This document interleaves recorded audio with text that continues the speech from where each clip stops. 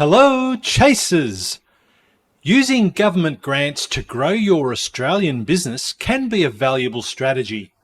In today's episode, I'm joined by Kim Yabsley from Growology, a business that specialises in sourcing this type of funding, where we will be exploring this strategy.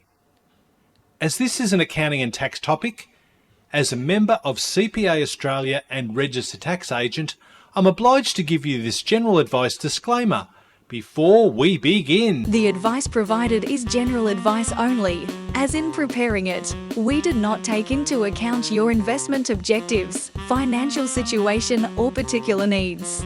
Before making an investment decision on the basis of this advice, you should consider how appropriate the advice is to your particular investment needs and objectives. You should also consider the tax implications on your financial situation.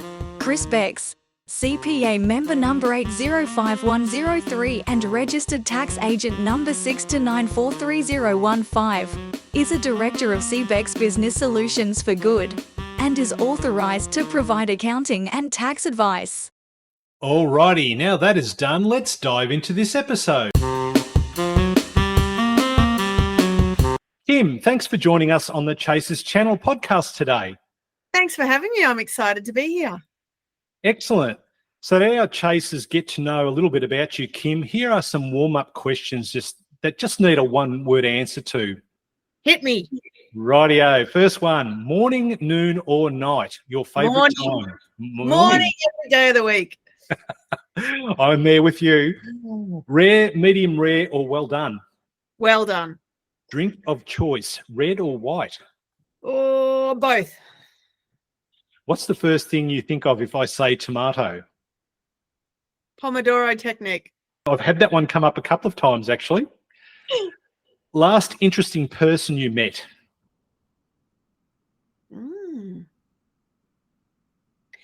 I can't pinpoint that to one person because I spend all day, every day talking to business owners about their businesses, and their stories are all so unique and unusual. Yeah, I agree. Leader or follower? Leader. Superman or Wonder Woman? Wonder Woman. Science or spirituality? Oh, spirituality. Vegan or meat? Meat, but just a little bit. What chore do you most hate doing? Putting away the washing off the line. What's better, experience or studying? Experience.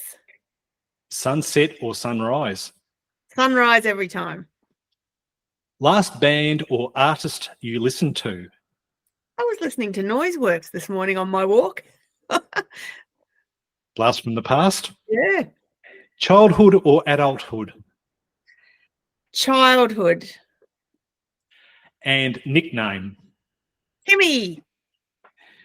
Rightio. Now, finally, our fast five, which are a bit more personal. Where did you grow up? Canberra, ACT. What is your favourite book? My favourite book would have to be my journal. Good one. What is one of your superpowers? Getting a massive amount of stuff done in a short space of time. And what is something you wished you knew as a 20-year-old? I think it would have to be, it will all be fine. Don't worry about it. Yeah. And what is something you are most grateful for? Living at the beach. Yes, I'm near the beach too, and I just absolutely love the calming effect that it has. Oh, yeah. Anytime life's not working for me, I just pop down the beach and remind myself how blessed I am to live this life. That's right. No, there's something about Mother Nature. It certainly soothes the soul, that's for sure. Indeed, yep. That's great, Kim. Thanks for sharing. Now, let's dive straight into the topic of grants. All right, but before you do that, will I be getting a report on this profile you've just done on me, this psychological analysis of me? That'll be up to the chasers. I'll be going, what's this woman really like? Okie dokie. Why do you think utilising grants can be a valuable business strategy, particularly for businesses here in Australia? Look, I think that grants are just a really underutilized growth strategy. They take work and they require consistency over time. It's one of those things we really got to massage, like most business growth strategies. But I think that we just don't use them well enough or often enough, and we can get such amazing potential to just grow faster, leverage opportunities, commercialize our ideas. I think they're a really untapped resource. I agree, and I think also a lot of people don't realise what grants are available that could help their businesses anyway. So this is such a really useful podcast topic that we're engaging with you about today. Yeah, and it's a big and kind of confusing space, because we've got all these things sitting under the umbrella called grants, but they're all very different and they all work in very different ways. And so, even if you do get one grant or understand one grant, that the whole process could be wildly different the next time. So I think it is just kind of a complex space, and then that puts people off a bit. Yeah. Great. What are some of the common misconceptions business owners might have about grant funding? Well, I think that some of the, maybe to frame that differently, some of the pitfalls are that people assume there's no funding for a business like mine, or no funding for a project like this, and so they don't even give it a try. And there are something like 3,000 grants open at any given point in Australia, 30 new grants open every week. So it's a constantly evolving landscape with lots and lots of opportunity, and it's definitely worth checking out whether there's anything that can help you with your business, your project, your goals. Yeah, and I think sometimes when people, if they're looking themselves for grants, they're looking for a specific thing, and it may be that it needs to be reworked or tweaked, the idea, or what they're actually looking for the funding to finance. And this is where a specialist like yourself would be able to do that. Yeah, definitely. And that would be one of the pitfalls as well, is that people are often a bit inflexible about how they deliver. And we've got to keep in mind that grant funding is public funding. It's taxpayer dollars, and so the government has an obligation to make sure that it's really handing that out to people who are credible and can do a good job with it. And grant funding always follows like demographic trends, and always follows identified gaps within the business community. So it's really important to think about, when we're writing a grant, how can I pitch my project or idea to deliver on what this grant, the problem that this grant is trying to solve. And that'll be different every time, which is why you can't just rinse and recycle.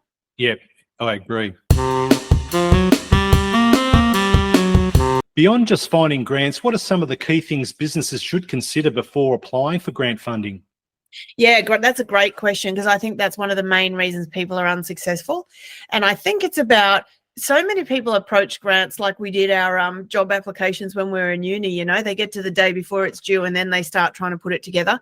But most grants will require a sophisticated mix of information and data and resources. So you need to really have your finances in order to be able to put your hands on an updated balance sheet and P&L. You need to be prepared. You need to know, if we did get funding for this project, how would we spend it, over what period of time, what would be the milestones, how would we measure success, and all of that should be in an easy to read document like a project profile or something. And you also, of course, need to have a business plan and a strategy document of some type that you can point out and say, well, it's not just an idea we came up with yesterday. Here's the plan for what we're up to. Yeah. And then the other thing is, like, once you get your own sort of house in order in terms of that preparation, it's important before you start writing a submission to think about, what are these guidelines telling me? Like, what is the problem that this grant funding is trying to solve, and how could my project or business help with that problem? Yeah, great points. On your website, growology.com.au, you mention avoiding common grant application mistakes. Can you elaborate on a couple of those critical mistakes for our listeners? Yeah, totally. Well, actually, they're pretty much what I just said. So not being prepared, not being well positioned for the grant. So a lot of times people are just not successful because well, they were never really a good shot for a grant like that. So it's about being strategic and saying, what are the grants that we're eligible for and how do we need to shape and craft the perfect pitch for that? And then also doing that preparation work, making sure you know what evidence is required with this submission and getting that in order well ahead of time. Because I'm sure you've had many people come to you, Chris, needing like a validation certificate or, things that can be quite involved on the day that something's due 2 hours before it's due. So it's like, make sure you understand exactly what you have with your submission and get it ready ahead of time. But then also being consistent, because on average grants are only 17% successful. So that tells us that you're going to need to apply 5 or 6 times for a competitive grant before you win one. And I think it's a bit of a tendency to be a little bit like disappointed or even apathetic about grants, like we tried 1 or 2, we didn't win, and then we just assume that we'll never win. But the numbers tell us that you will have to apply several times before you're successful.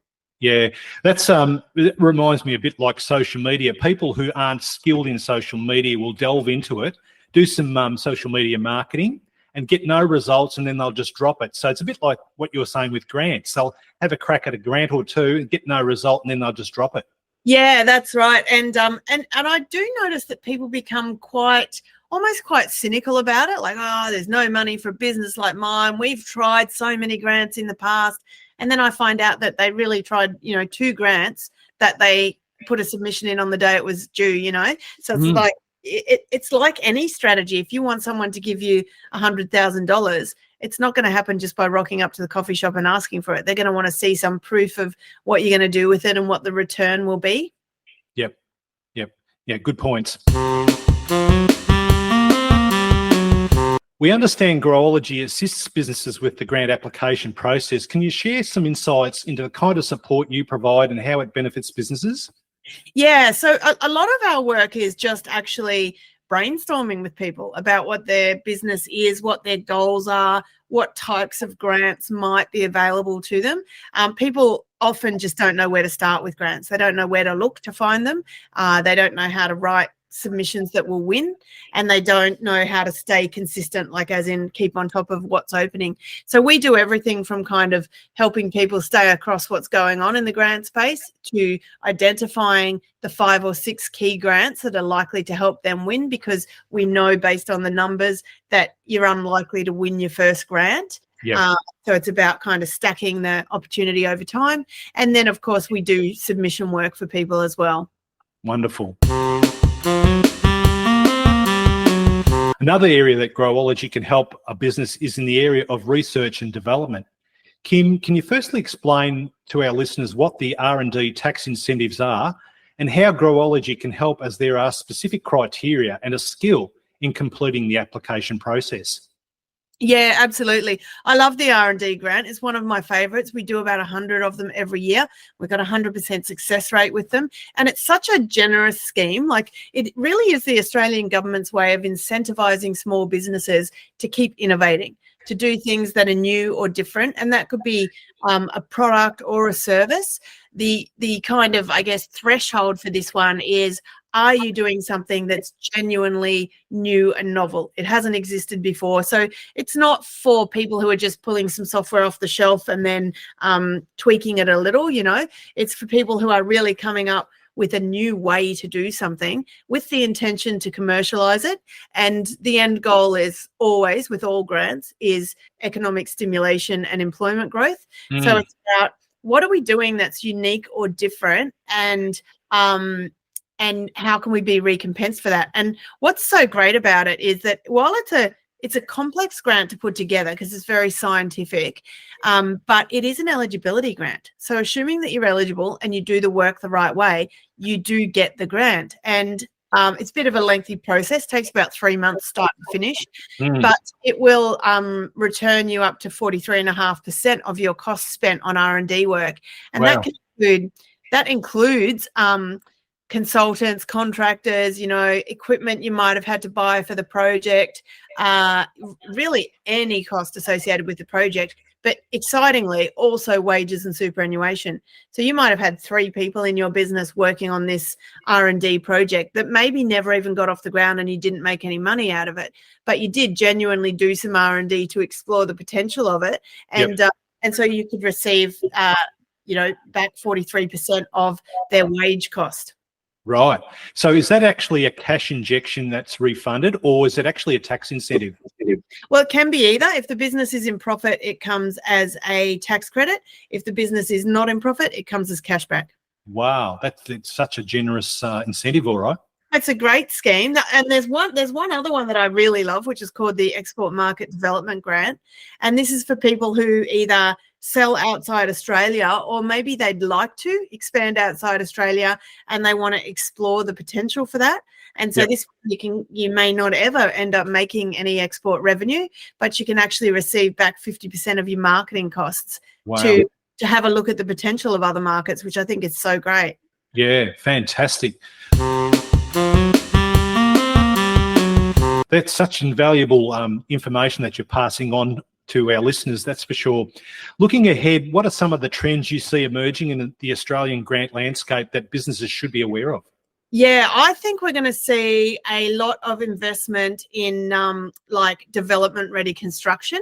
So whether this is going to be flat-packed homes, I think tooling and equipment will continue to be in favour. And I also think we'll likely see another round of employment incentives next year. But in terms of how the funding is kind of allocated, it's always going to follow the government body's priority areas. So the federal government has 5 key sectors that are priorities. So they're agriculture, tourism, agriculture and agribusiness, tourism, mining, defence, aerospace. I think there's actually one other that escapes me at the moment. So we'll always see, funding go to those priority sectors. And then each state government is going to have funding that sits around its strategic plan and their priorities identified in there. And then, of course, every local council also has some funding, which is usually around local events and activations and arts. Yep. I think you touched on housing as one of the areas that could be coming up in the future, and no doubt that will be a priority for the government, given the fact that rent costs, the ability to get a rental, even young people trying to get into a home. So it just seems to be an area that may be incentivised in the future by the government. Yeah, and I mean we haven't seen a lot of it yet, but my gut feel is there'll be more funding for. We see disaster recovery funding come out after a natural disaster, but I think we'll start to see some integration between affordable housing and disaster-proof housing. Yep. And we definitely are talking to a lot of clients who are working on projects in that space. So it'll be interesting to see where that sort of unfolds late this year, early next year. Yeah, I agree. Kim, for listeners who want to learn more about grants and Growology services, what resources would you recommend they check out? Well, they should definitely check out our grants guides, which we update every quarter. We have one definitive grants guide and one community grants guide for not-for-profits and community groups. So I'll share those documents with you and you can put the links in for your clients. But if they would like to talk or brainstorm about their business and what's possible, they could just jump on the website www.growology.com.au and they'll be able to book a call with me from there. Fantastic.